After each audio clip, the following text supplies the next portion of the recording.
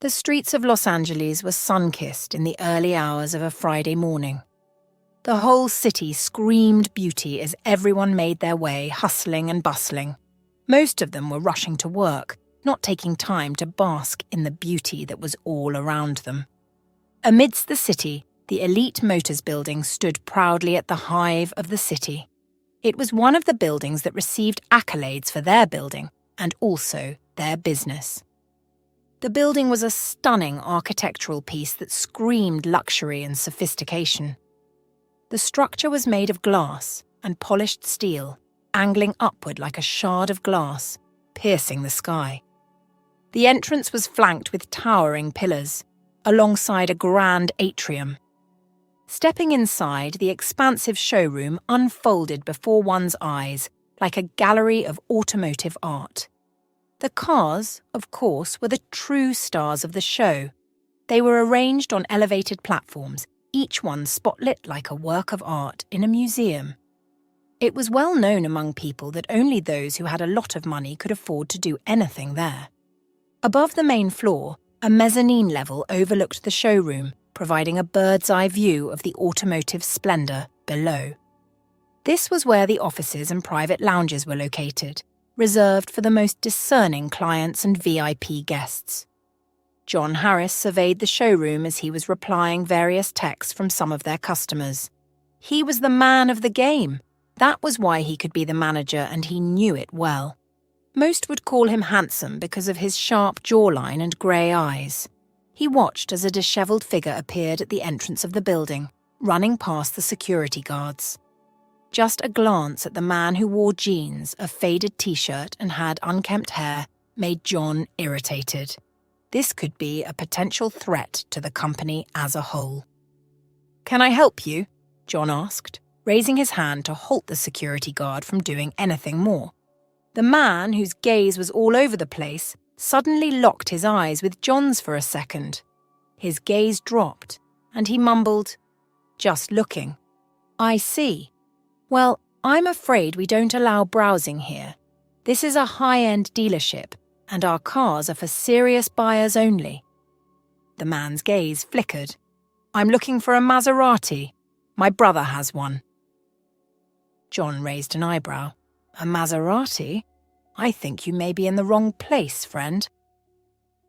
With a dismissive smile, John nodded to the security guard and turned to leave. But the man's next words stopped him cold. "Brother's got a Maserati. I need to find it." "Sorry, buddy. You're not going to find what you're looking for here. You're better off trying the bus station or a shelter." The man let out a shout, pointing around. "I'd be quick, I promise." Several stares went their way, causing John to move closer to the man. "Look, buddy, there are two ways in which this would go. You can either leave quietly, or I'd make your life miserable here and now. I just need a Maserati." John's hand grasped the man's arm, his fingers digging deep into the man's arms like talons.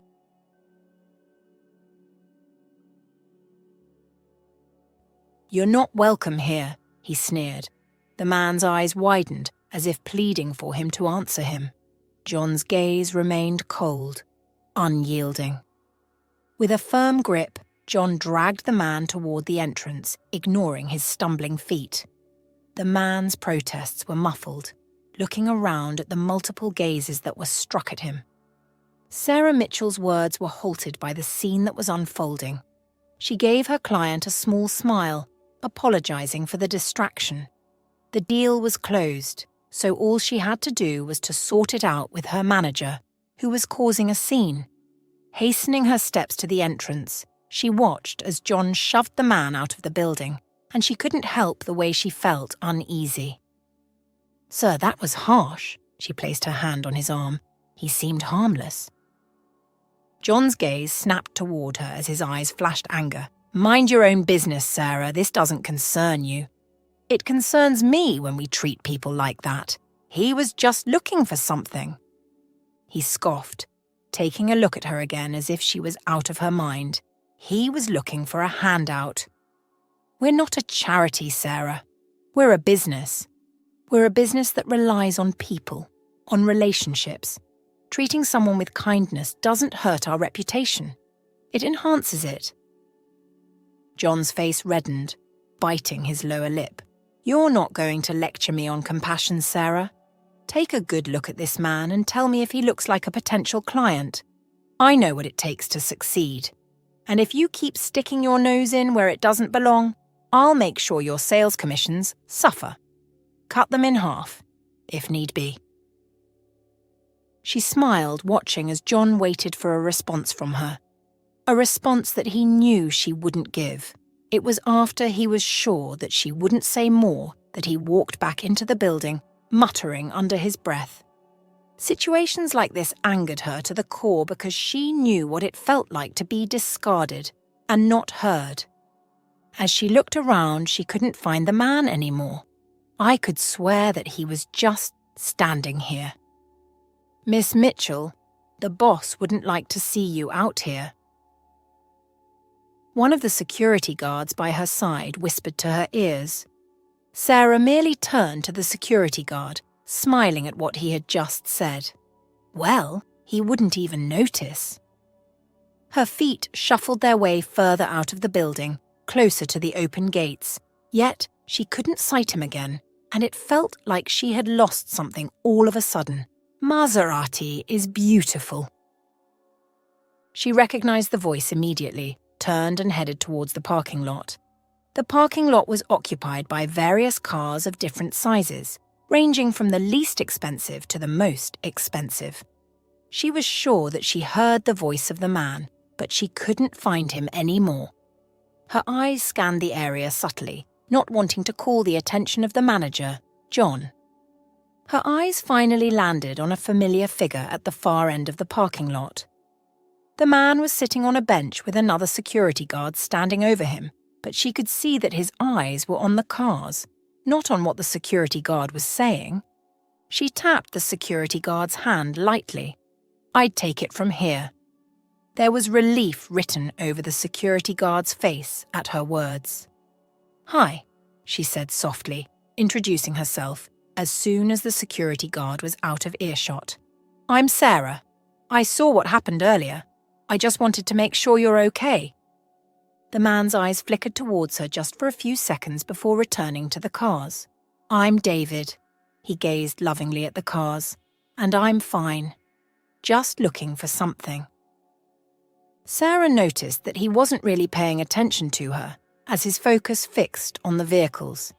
She followed his gaze and saw that he was staring at a Maserati with a smile on his face. It's a beautiful car, isn't it? She took a glance at him, wondering how he looked so tattered, yet composed. David's smile widened at her statement, and for the first time, he gave her his full attention. Brother's got a Maserati, he muttered. Your brother owns a Maserati? She asked as she took a seat beside him, trying to understand. Sarah's heart went out to David, and she wanted to help him. I can show you the Maserati, she said, gesturing towards the back of the dealership. We have a few of the latest models in stock. His eyes lit up, and he followed her eagerly. As they walked towards the rear parking lot, she looked around, hoping that John was nowhere in sight. She wasn't supposed to be doing this, but she just had to. It was like showing a child new toys. It was clear that David seemed to be having some difficulty physically because of the way he repeated words over and over.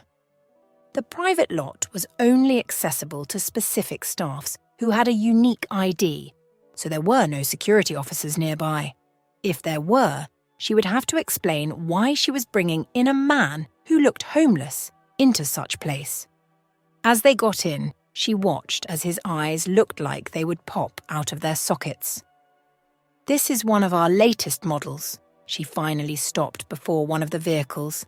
Isn't it beautiful? David's eyes locked onto the car, having the same smile he had on since she had seen him.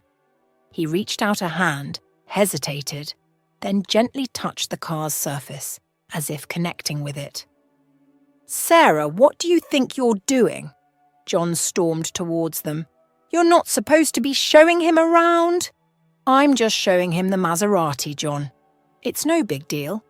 He just wants to see it, and he will be gone. John's face turned red with anger. You're making a huge mistake, Sarah. This guy is a vagrant. He doesn't belong here. David's eyes dropped, and he took a step back, as if John's words had physically hurt him. John, that's enough. She moved in between both men, creating a cover for David. He's a human being, and he deserves respect.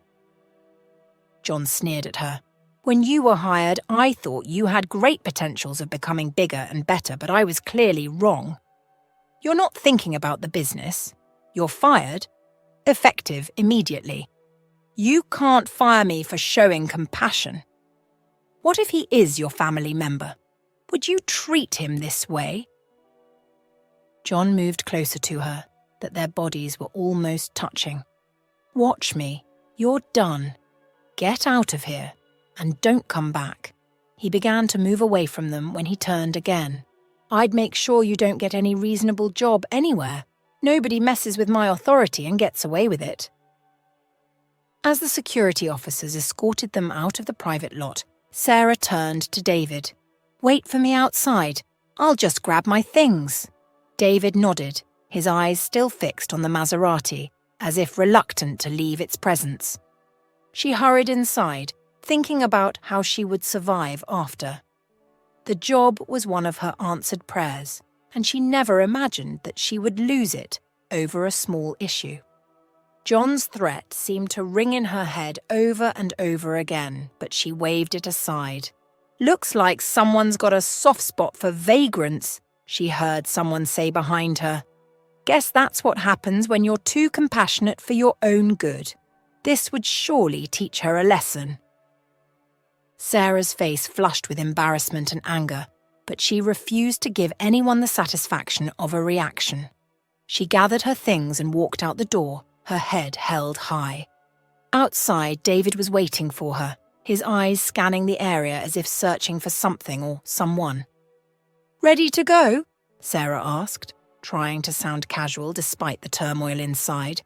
Thanks for showing me the car, Sarah. It meant a lot to me. Sarah smiled. Any time, David. Let's get out of here. All she wanted at that point was to be away from there and to cry her heart out. Not in the presence of David, though. That reminded her that the man whose hands she was holding wasn't someone she knew. Yet she fought for him, lost her job for him, and was now thinking of where to take him to. How do we get to your place, David? Or do you have someone's number that I can call? She waited patiently as they walked down the street. Brother's got a Maserati. Sighing deep, she was totally in for it. David, I want to help you. They were both seated at an ice cream shop an hour later. But I need to know where to find you. Can you tell me your address? David, who was completely taken by the chocolate ice cream she got for him, paid no attention to her. His eyes kept on darting around the ice cream shop, as if he was searching for an escape route.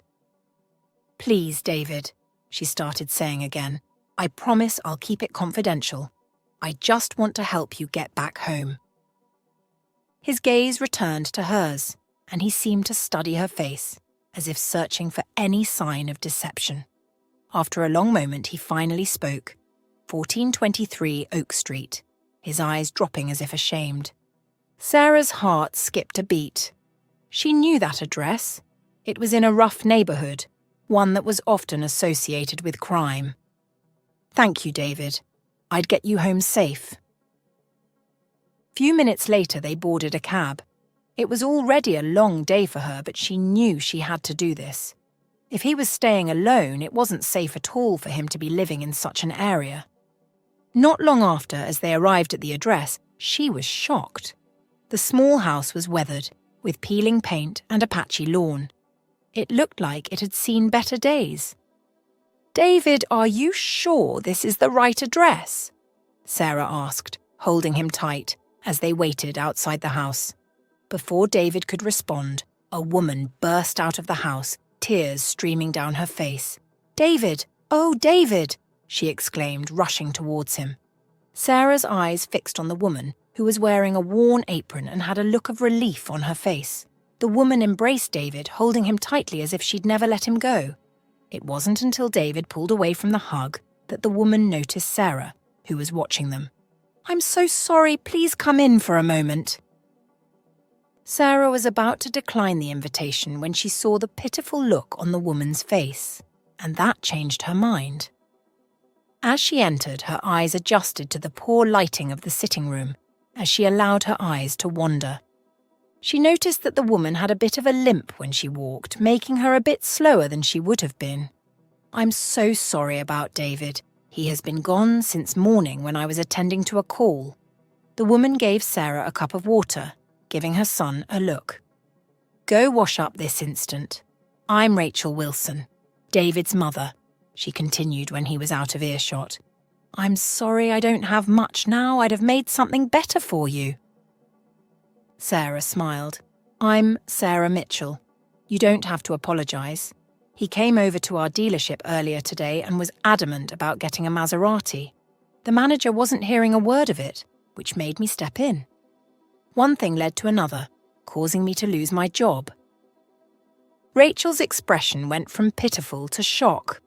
"Oh my goodness! I'm so sorry. How can I—" "It's all right, Mom. I would have left anyway.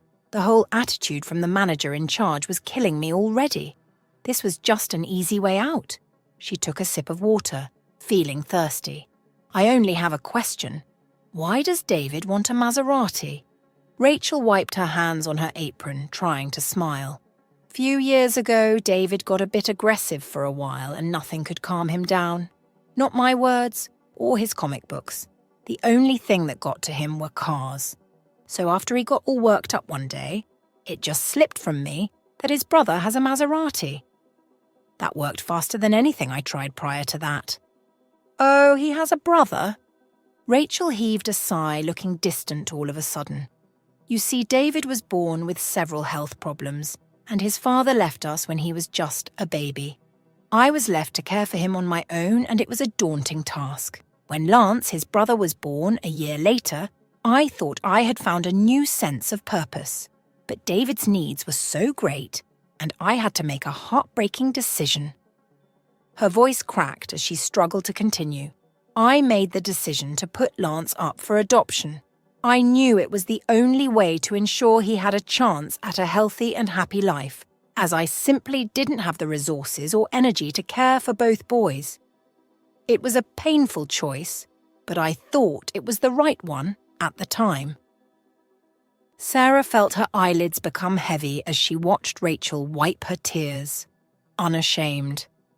It was not an easy decision for any mother to take. Rachel took a deep breath and continued. David's mental health issues started to manifest as he got older. He struggled with depression, anxiety, and PTSD. I've been his primary caregiver all these years, and it's been a challenge, but I love him with all my heart, and I want to help him get better. However, it looks like all my efforts are useless. This disease keeps on eating deep." "Disease? Is it something mild? We could get treatment for it." "I wish it was mild, Sarah. If I were to get treatment now, I'd be using the little I've kept for his medications. All I wish is that he gets better." She reached out and gently took Rachel's hand in hers, holding it across the table. "Mom, I'm so sorry you've had to go through this." She tried to smile, but it didn't reach her eyes. "You're an amazing mother, and your love for David is amazing. Everything will get better. Please just call me Rachel."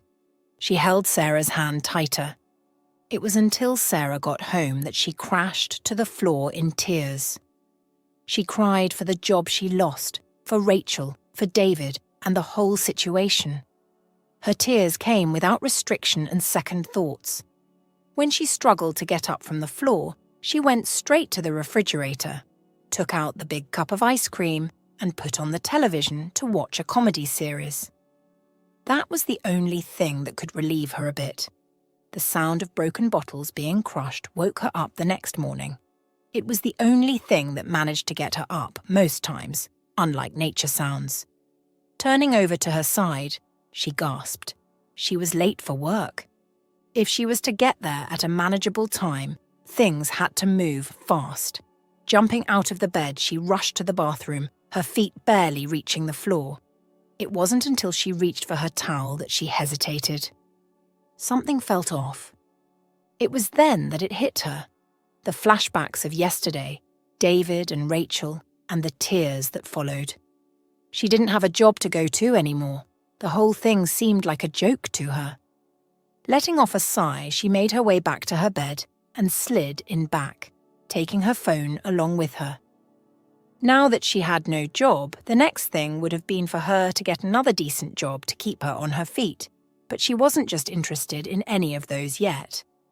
As she scrolled through her messages, her mind wandered to Rachel. The house wasn't all in a good shape. Neither did it look like they had a lot of groceries, given the amount of food stamps that she had seen. The woman was carrying a lot of load already. Combined with caring for her son and with what she could see, they were struggling to stay afloat. Rachel didn't reveal much on her sickness, but she couldn't tell it has limited her in many ways. Only if she could do something. Sarah clicked her fingers at that and jumped out of bed again. She had work to do. Few days later, Sarah stood before Rachel's house carrying 2 big bags. Silently praying in her heart, she hoped that Rachel wasn't out of the house at the time.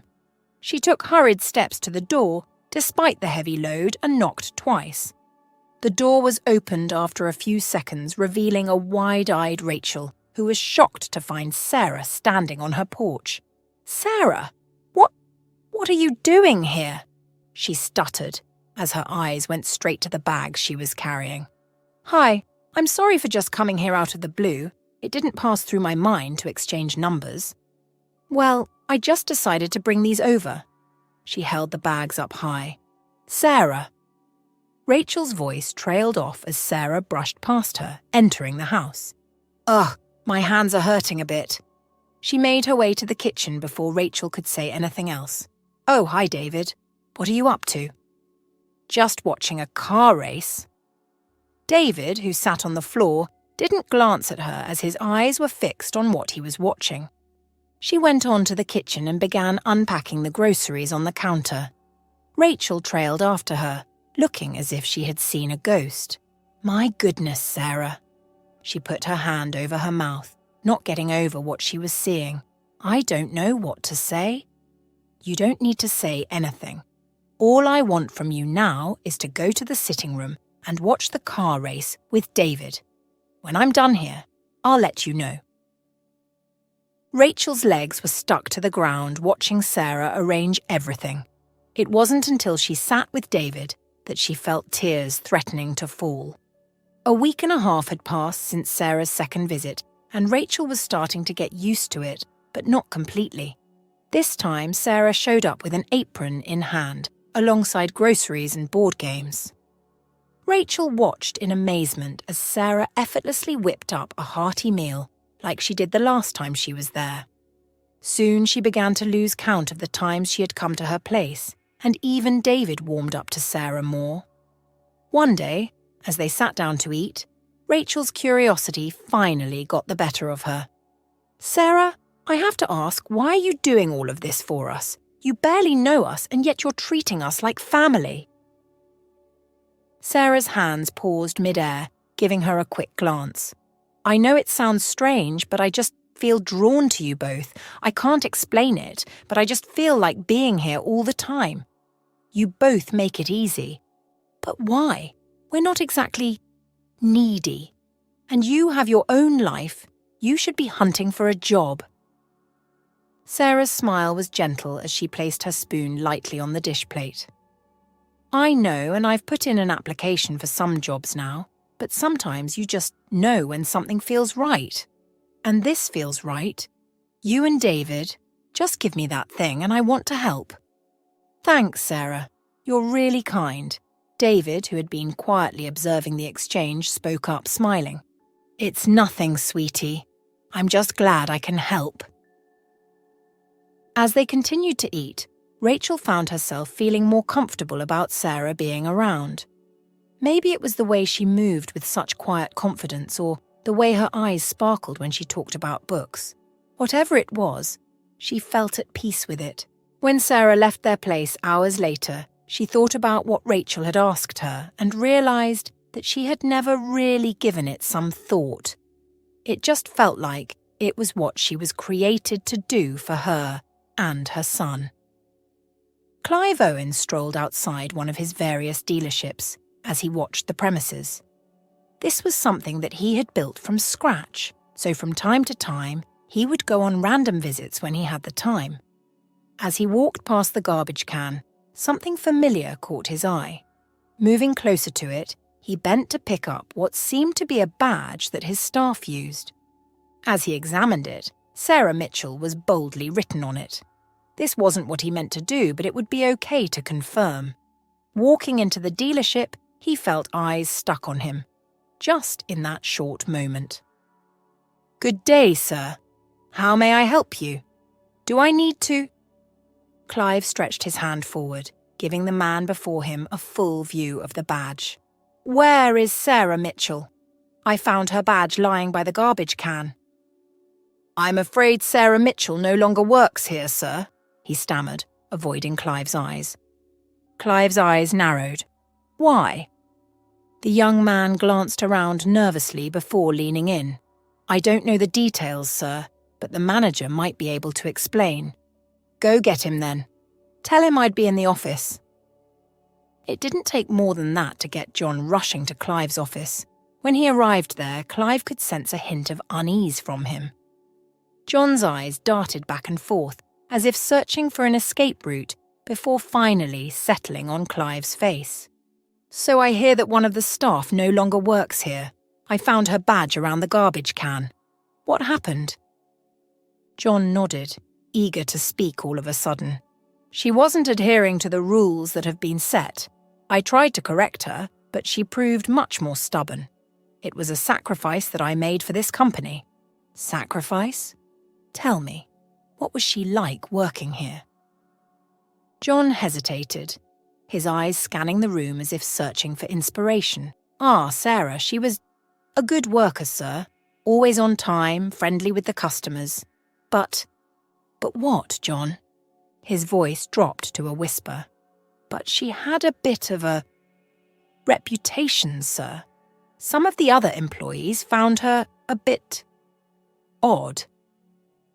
"Would you get straight to the point this minute? I might as well start to doze off." Clive sighed wearily. "I'm sorry, sir. The thing was that Sarah Mitchell took a vagrant to the private area, somewhere that you clearly instructed me to keep off to other staff. This was the same time that she was supposed to be attending to one of VIP clients, but she completely ignored me. That isn't the kind of person we need here." Clive leaned back, trying to understand why a high-standing staff would do such. "You may go. I'll call if I need anything from you again." He knew that there was something that John wasn't telling him, and there was only one way to find out. Less than 5 minutes later, he was seated in the surveillance room, waiting for the surveillance footage to be provided. Clive moved closer to the monitor, watching as everything was unfolding. The grainy video showed John's condescending attitude towards the man, causing Clive's blood to boil. The footage showed how Sarah had handled the situation calmly, in spite of what John did. It was then that his eyes caught something that he felt was familiar. "Can you zoom in?" he asked, still watching the footage. The man's shirt seemed to glow in the sunlight. "Property of—" His voice trailed off, unable to remember where he had seen it. The more he looked at the footage, the more he became convinced that John used flimsy excuses to cover up his sinister self. Returning back to his office, he sent for John, who dashed back to his office. Clive's eyes skewered him like a bug on a pin. "Don't lie to me, John. I've seen the footage. I know what really happened." John took a step back, opening his mouth to speak, but no words came out. He knew he had been caught red-handed, and he had to come up with a plausible excuse. I was just trying to protect the dealership's reputation, sir. John was visibly trembling now that he had been caught. By humiliating a man who was clearly in distress? By treating him like a piece of trash? John's face paled as Clive's words cut through his defences. He knew he had crossed a line, and now he was facing the consequences. I didn't mean to, sir, John whispered, unable to look at Clive. His gaze bore into John, wondering if the man was in the least remorseful. Get out, John. Clive rose to his feet. You're fired. Clive knew that he had to go apologise to the staff that was treated wrongly. He couldn't stop replaying the footage in his head as he walked back to this car, which was just behind the dealership. Now that he had seen the footage, he felt like there was something more to how Sarah helped the man. All he had to do was to find out. He had barely turned on the ignition when he saw his secretary's name flash on his phone. Pressing a button, her voice came through. Good afternoon, sir. I've been trying to reach you for about an hour now. Please don't forget about your meeting with the marketing team at 2 p.m.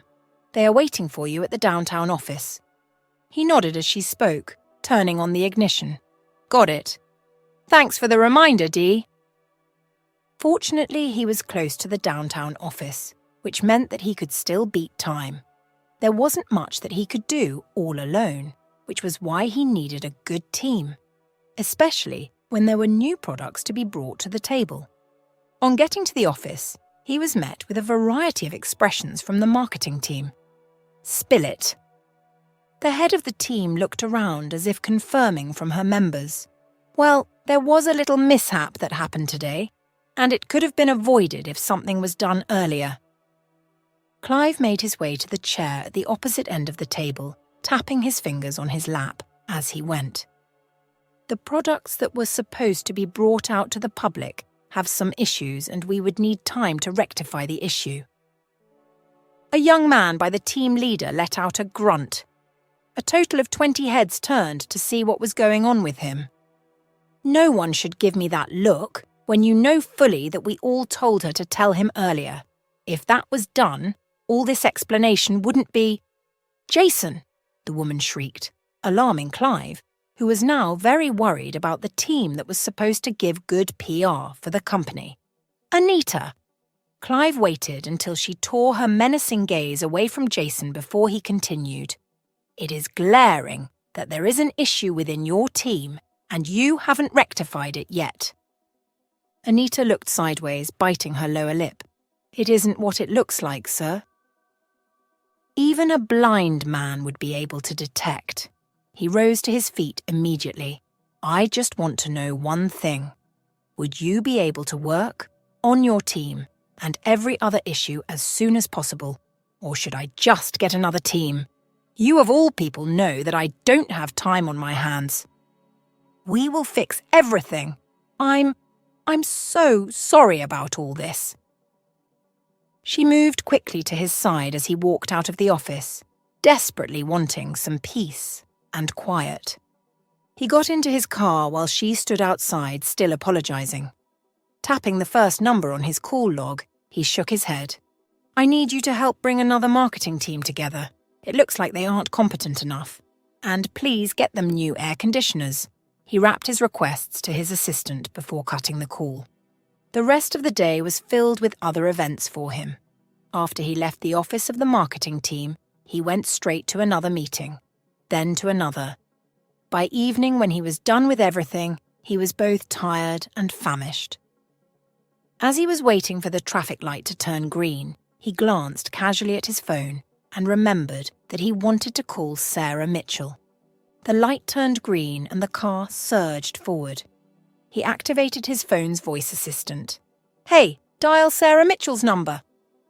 The phone dialed automatically, and he waited for her to pick up. It rang twice before she picked up. Hello? She panted, sounding out of breath. Hi, is this Sarah Mitchell? Yes, it is. Hi, Sarah. I was wondering if you're free to meet up and discuss something. A beat passed and he could only hear her breathing. Sorry, but who's this? I don't have this number. I'm so sorry for not introducing myself. I'm Clive, a PR manager independently hired by the dealership.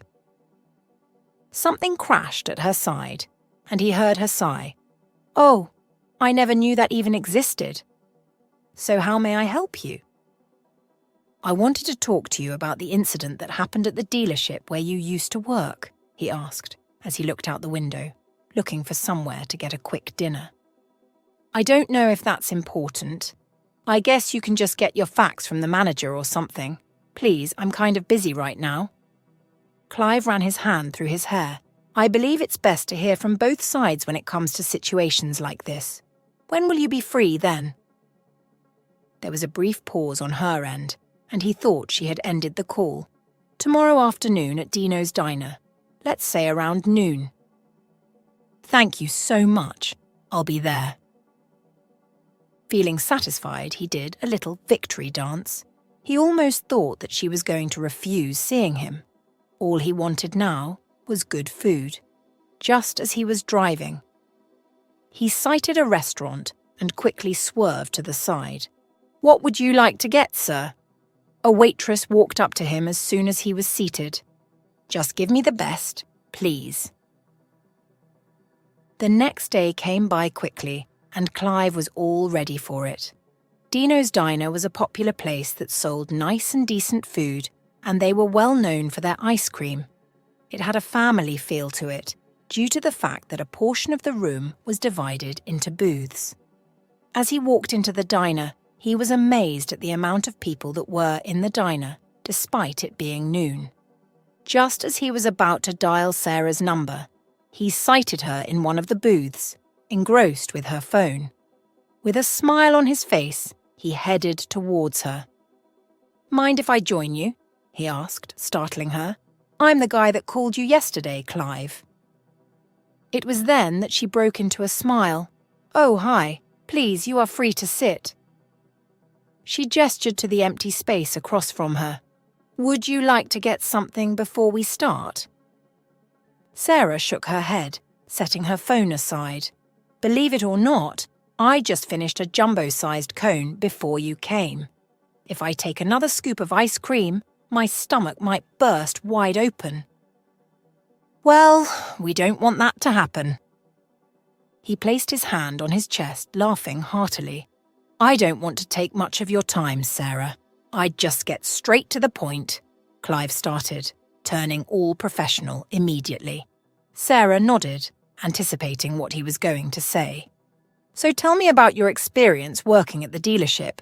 What was it like? Sarah smiled at his question as she thought about it again. Well, I worked there for about 3 years, starting as a receptionist and then moving to sales. I have to say it was a great experience. I learned so much about the industry and the people in it. That's impressive. I've been working with the dealership for a while now, and I must say it's all good. Did you have any fallout with any of your co-workers? Rarely, and that was because we understood what we were employed to do. Clive smiled, thinking of the best way to chip in the main thing that he wanted. You must have been a valuable asset to the team.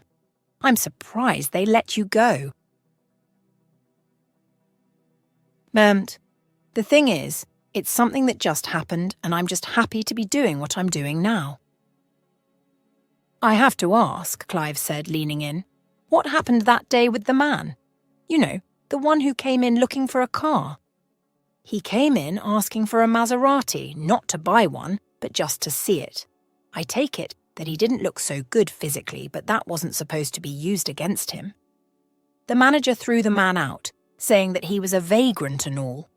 All I wanted was to make the young man feel safe. My way of doing that wasn't quite right, but I just felt like it was okay. He nodded, looking at the people around them. But why did you help? The world has become too much about who you are and how much money you have, she started to say. That poor man was just looking for a particular car. He wanted to look at it, dream about it, maybe even pretend it was his for a moment. Of course, he couldn't buy it, but that didn't matter. Clive listened intently, struck by how she composed herself. You have a remarkable way of seeing people. Sarah smiled, realizing that she had expressed herself more. I just think we've lost sight of what truly matters. We get so caught up in our own lives, our own problems, that we forget to be human. You are right, Sarah, this man. I hope he's all right. Who exactly is he? Sarah's phone chimed just at that time. If you really want to know more, I can take you to his house. Besides, it would help you get a clearer understanding of the situation. She scrolled through her phone, gradually getting engrossed. His eyebrows shot up in surprise. You know where he lives? He asked, tapping the table with his fingers. Sarah nodded, her smile growing wider. Yes, I do. Can we go now? Sarah shrugged, wondering why he was so happy all of a sudden. Why not? She watched as Clive rose up gingerly, telling her that he was going to bring the car over. There was something she couldn't detect when it came to him. Ever since he had called her the previous day, she wasn't so settled about the whole issue. At first, she had thought that was just someone playing pranks and all. Then later on, she thought he was a scam. She was happy that everything turned out fine. She made her way to the entrance of the diner, following Clive, who seemed to be in a hurry. A few moments later, a sleek sedan pulled up, and Sarah looked at Clive in surprise. Wow, you travel in style. The company provided it for the time being, he explained casually, opening the door for her. Sarah merely shrugged it off. As Clive drove, he felt a bit curious, not knowing what to expect. He glanced over at Sarah, who was intently taking in nature from the window. She was an amazing person, and he hoped that she knew that. Is it okay that we are going empty-handed? Why don't we get something for him? He asked, glancing at her.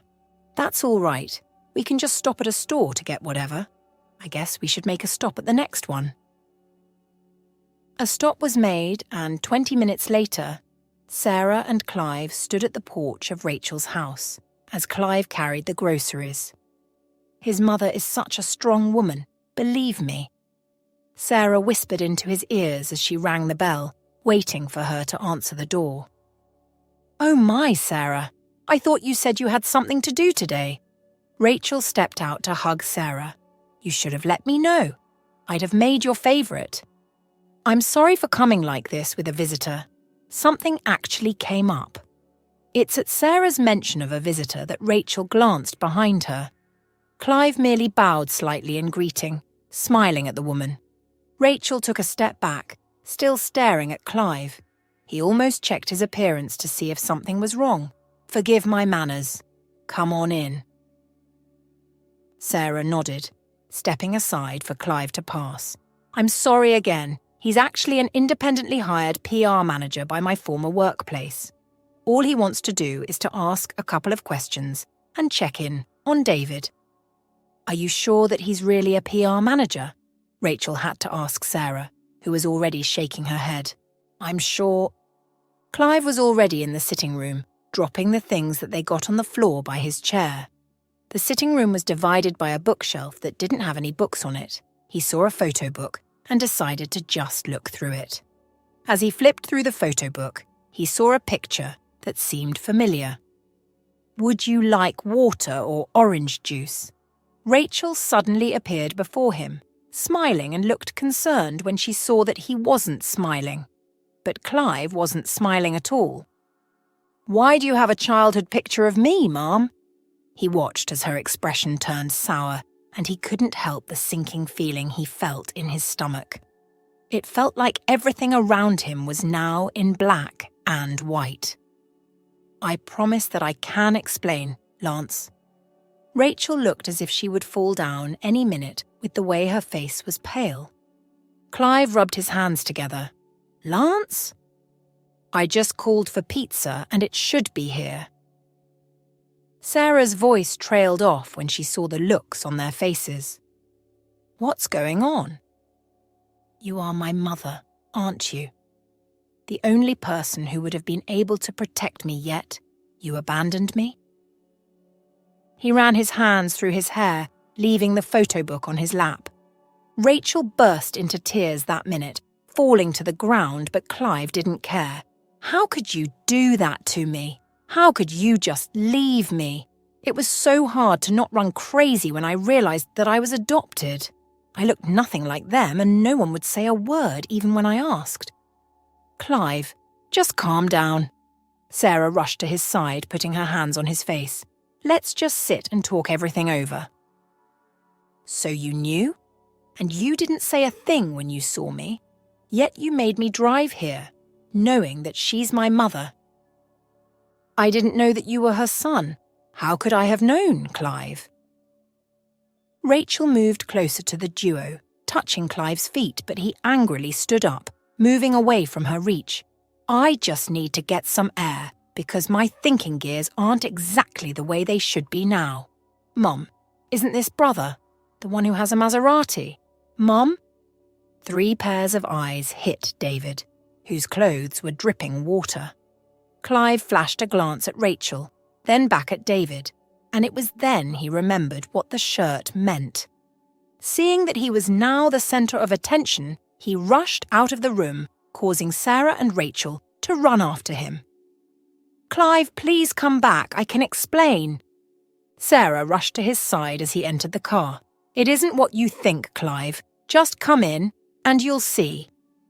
What do you mean by that? I'm sure you've never been abandoned in your life. He noticed that he hit a nerve there. Nice, Clive. But I take it that it's the hurt speaking. Before you storm off, Rachel had to give you up for adoption because she wanted you to have a better life. Her husband, your father, ran away from home, leaving her with 2 young boys who she was ready to give the world to. But David's health was getting worse, and slowly it was affecting you. So she had to do it. Just think of how hard it was of her. Clive let out a muffled scream, startling Sarah, then he stormed off. It was Rachel's sobbing that made her return to the porch. I'm sorry, Rachel, I didn't know that he was the one. I should have done my research before I met him too. I'm sorry. She held Rachel tight as she continued to sob. Can I get a hug too? David emerged out of the house, stretching his hands, and when Sarah nodded, he hugged them, making them wet in the process. Clive was clearly struggling to come to terms with what had happened. Sarah's words continued ringing in his head. An hour later, he found himself back to the same spot he parked earlier. All he wanted was the truth. When he knocked, it was Sarah who came over to open it. She said no words to him and opened the door wider for him. He didn't mean to speak that way to her. Sarah, she looked at him. You should settle family issues first. Rachel was in the sitting room, staring into space. I need to hear the truth from you. She turned to face him. David had a complicated birth, resulting in his health issues. It was at this point that your father had left us. I realized that I wasn't capable of giving you the life that you deserved. So I gave you up for adoption, but years later, David was always on my case about his brother, you. He would always gaze at that picture. So I told him that you owned a Maserati, making him develop his love for cars. I didn't want to let you go. Clive was silent, watching as the woman who was his mother couldn't hold her tears. It was hard knowing that I wouldn't be able to know my parents. He spread out his arms, and Rachel rushed into his embrace, crying. As they hugged each other tightly, Clive realized his mistake in judging his mother so harshly. She had made a difficult decision, ensuring his adoption by a well-off family. Who knows where he would be if he had stayed with her? Thank you, Mum, he whispered. Thank you for giving me a chance at a better life. David, thinking it was some hugging party, went straight to give his mother and brother a bear hug. Sarah sat down gently as she watched the trio hold themselves tight, not wanting to let go. Who would have thought that the man she had helped months ago was actually Clive's brother? I'm sorry, I'm so sorry.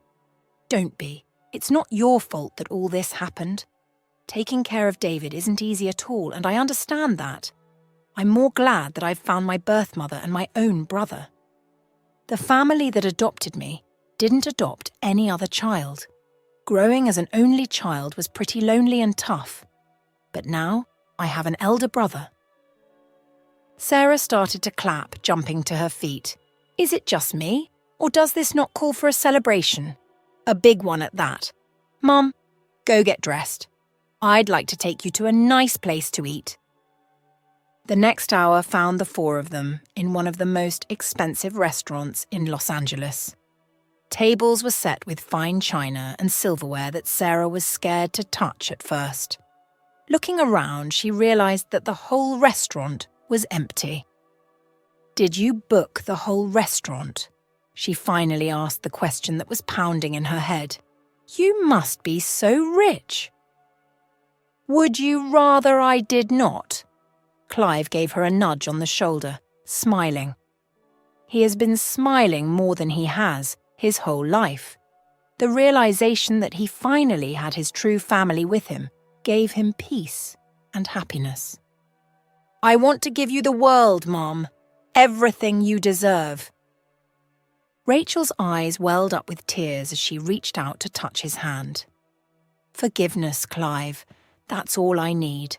That's all I've ever wanted. Clive stared at the woman who had birthed him, smiling again. She truly loved him from the bottom of her heart.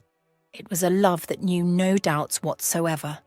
She knew who he was all this while, yet she didn't reach out to him when he needed help because it wasn't right for her to do so. Regardless of what had happened, he had plans for her and his elder brother. Never again would they suffer anything. As they ate, Clive couldn't help but steal glances at Sarah, his heart swelling with gratitude. He realized that she was the one who had brought them together, who had helped him find his way back to his family. Thanks to her, he was finally happy. For years he had accumulated wealth and was still unfulfilled. Money didn't guarantee his happiness one bit. He took a look at everyone on the table and his gaze finally landed on Sarah. This was it. The moment he had to reveal everything. All right, Sarah, Clive began, his voice steady but laced with sincerity. You deserve the truth. I'm not a PR manager. Sarah raised an eyebrow, her smirk widening. I figured as much. So what are you? Some big shot manager at another dealership? Clive chuckled softly. Not exactly. How about we take a little drive? I have something to show you. Intrigued, Sarah nodded. All right, let's see what you've got. They walked over to a sleek, midnight blue sports car that awaited them. Clive opened the passenger door for Sarah, who slid into the plush leather seat. As Clive settled into the driver's seat, Sarah looked around, impressed by the luxurious interior. Nice car, she remarked. Is this part of your big reveal? Clive grinned and started the engine. The car roared to life, and they sped off into the night, the city lights blurring past them. After a short drive, Clive pulled into the driveway of a sprawling mansion, its grandeur accentuated by the moonlight. Sarah's eyes widened. What is this place? Clive turned to her, his expression serious yet soft. This is my home, and I have a confession to make. I'm not just any employee at the dealership, Sarah. I'm the CEO of the company. Sarah's jaw dropped. You're kidding, right? Clive shook his head, a small smile playing on his lips. No, I'm not. Sarah leaned back in her seat, her mind racing. Wow, I didn't see that coming. You really don't fit the stereotype of a CEO. Clive laughed, a warm, genuine sound. I get that a lot. Clive took Sarah's hand, looking into her eyes with an earnest intensity. Sarah, you've changed my life in ways I can't even begin to explain. You've helped me reconnect with my family, and you've shown me what's truly important. I know this might seem sudden, but I'd love to take you out on a proper date. What do you say? Sarah's heart raced. but she squeezed Clive's hand, her eyes shining with happiness. "I'd like that, Clive. I'd like that a lot." As the night went on, the four of them sat together, sharing stories and laughter. The chemistry between Clive and Sarah grew stronger, a connection forged through honesty and mutual respect. Clive knew that whatever challenges lay ahead, they could face them together as a family. And so, under the soft glow of the chandelier, they embarked on a new journey, one filled with love, trust, and endless possibilities. They had found each other in the most unexpected of circumstances, and now they were ready to face the future hand in hand, living happily ever after.